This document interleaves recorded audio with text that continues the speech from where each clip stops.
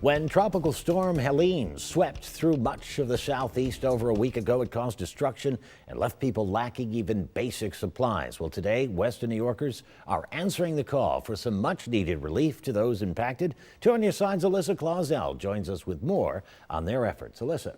Well, Dave, in the wake of Hurricane Helene's devastating impact on parts of the southeast, communities across the country have worked to bring some much-needed relief, including those right here in Western New York. And today, yet another show of support, this time coming from folks on Grand Island taking part in a donation drive.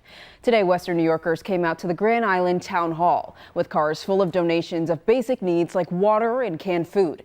It was part of an effort to fill a trailer collecting supplies for hurricane relief in North Carolina, one of the southeastern states that has seen significant damage and devastation from Helene.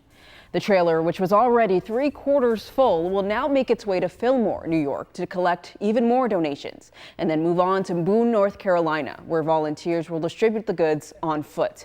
Event organizer Justin Karcher says the day was a non-stop affair. He says hundreds of Good Samaritans showed up to help out.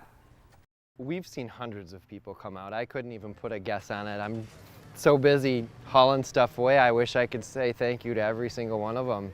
But hundreds of people have come down. We are 3/4 full with this trailer right now. The trailer loaded with supplies left at 4 p.m. to make its way to Fillmore. It's one of about 14 trailers that will make its way down south. Now, although the event is over and the truck has left, there's still ways for people to help out. There's a GoFundMe that will collect donations to fund the trip from New York down to South Carolina. That link will be up on our website in just a bit. On your side, Alyssa Clausell, Channel 2 News.